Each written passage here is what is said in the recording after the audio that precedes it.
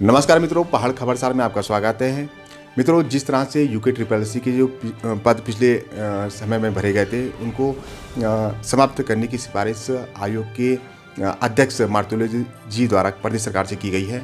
उस संबंध में भारी आक्रोश युवाओं में देखने को मिल रहा है। आज हमारे साथ मौजूद हैं युवा नेता नमन चंदोला जी। हम उनसे जानना चाहेंगे कि किस तरह से वे जो यूके ट्रिपल सी है पद हैं उनको समाप्त करने की सिफारिश आयोग के अध्यक्ष द्वारा की गई है, उसमें वे किस तरह से अपनी राय रखते हैं। दूसरा, जो उत्तराखंड की जो एक बेटी थी अंकिता भंडारी, उसकी जांच अब अपने आखिरी दौर में है। किस तरह से वे देखते हैं कि जांच सही दिशा में जा रही है, क्योंकि लगातार प्रदेश की जनता द्वारा प्रदेश सरकार से मांग की जा रही थी कि इस जांच को सीबीआई के सुपुर्द किया जाए, मगर प्रदेश सरकार द्वारा एसआईटी गठन की गई और एसआईटी द्वारा अगले हफ्ते अपनी चार्जशीट अदालत में दायर कर दी जाएगी। तो किस तरह से वे इसमें देखते हैं। तो नमन जी, आपका पहाड़ खबरसार में स्वागत है। धन्यवाद मुकेश जी, आपका बहुत बहुत। और पीके न्यूज़ के मैं तमाम दर्शकों को हार्दिक बधाइयाँ देता हूँ कि जिस तरह से पीके न्यूज़ लगातार आगे बढ़ रहा है, ये हमारे पूरे प्रदेश के लिए एक अच्छी खबर है कि पहाड़ों से उठने वाली एक आवाज़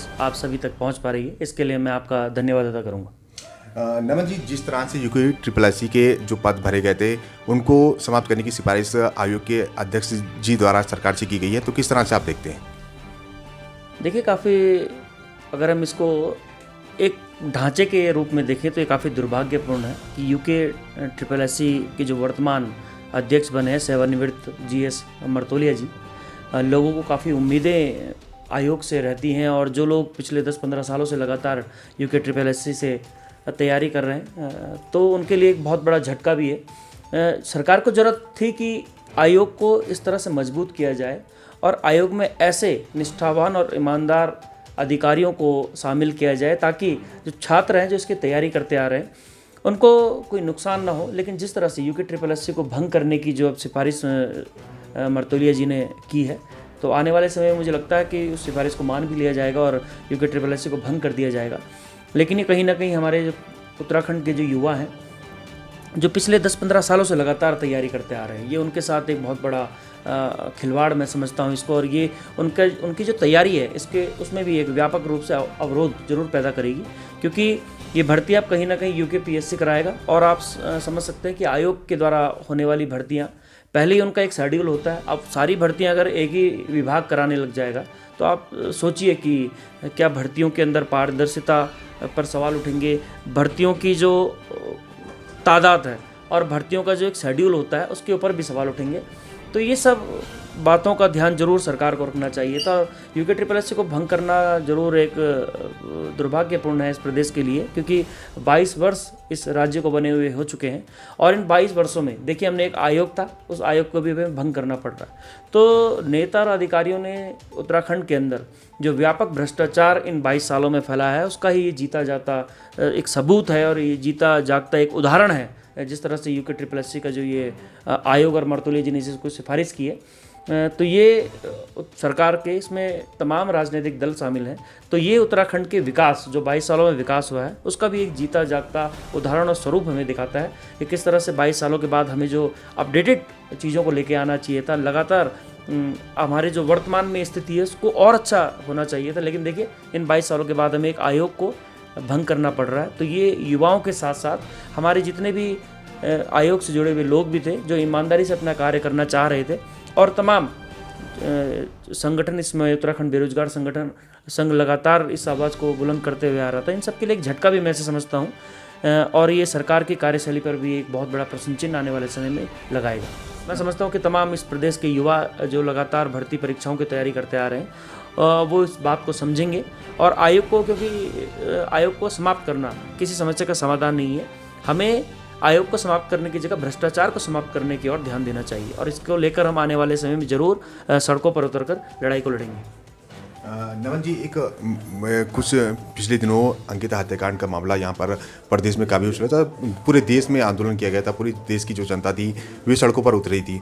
प्रदेश सरकार द्वारा एसआईटी का गठन किया था। एसआईटी जो प्रमुख है पी रेणुका देवी है, उनका कहना है कि अगले हफ्ते तक कोर्ट में चार्जशीट दायर कर दी जाएगी। तो किस तरह से इस मामले को देखते हैं और किस तरह से आपको लगता है कि जो ये अंकिता के हत्याकांड के बाद जो इंसाफ की लड़ाई सड़कों पर देखी गई थी ये कोर्ट में जायज़ हो पाएगी?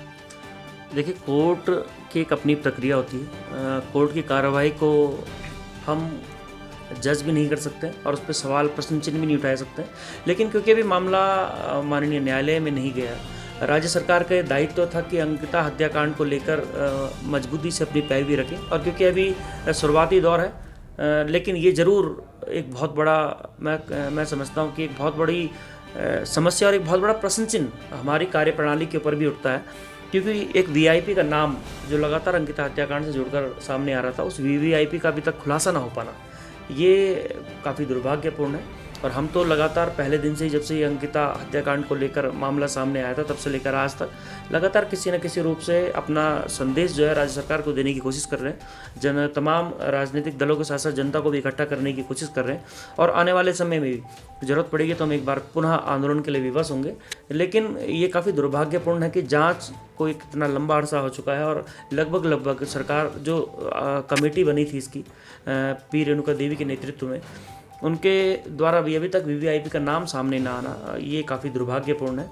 और पूरी जांच जो प्रक्रिया है वो इन वीवीआईपी और पुलकित आर्य, उसके भाई, उसके पिता, इनके इर्द गिर्द ही घूमती रहेगी। क्योंकि इनका भाजपा से भी जुड़ाव देखने को मिला है, तो हो सकता है कि जांच प्रभावित हो। लेकिन ये मैं आपको आश्वस्त करना चाहता हूं कि अंकिता हत्याकांड के मामले में कोई भी इस राज्य का युवा, इस राज्य के बुजुर्ग, हमारी माताएं बहनें, कोई भी कॉम्प्रोमाइज़ करने की स्थिति में नहीं है। और अंकिता हमारी बहन थी, हमारी बेटी थी। कहीं ना कहीं वो हमारा उससे अपना लगाव है, क्योंकि हम सब पहाड़ के लोग हैं और हम आपस में एक दूसरे से जुड़े हुए होते हैं। तो अंकिता को इंसाफ दिलाने की जो लड़ाई है वो आने वाले समय भी ज़रूर जारी रहेगी। पहाड़ खबर सर से बात करने के लिए धन्यवाद आपका मुकेश जी। और मैं एक बार फिर से आपके तमाम दर्शकों को बधाइयाँ देता हूँ और आपके इस चैनल को भविष्य में भी कामयाब होने के लिए अग्रिम आपको बधाइयाँ देता हूँ। आप थे नमन चंदोला जी, जिन्होंने साफ किया है कि यूके ट्रिपल के मामले में जो आयोग के अध्यक्ष द्वारा जो सिफारिश की गई है उसको उसके विपरीत छात्र नेताओं के साथ मिलकर भी आंदोलन करने के लिए व्यस्त होंगे। इसके साथ ही उनके द्वारा साफ किया गया है कि अंकिता के जो हत्याकांड में जो शामिल आरोपी थे, जब तक उनको फांसी की सज़ा नहीं मिल जाती है वे अपने आंदोलन को यूं ही धार देते रहेंगे। पहाड़ खबर सारा के लिए पौड़ी से मुकेश बछेती की रिपोर्ट।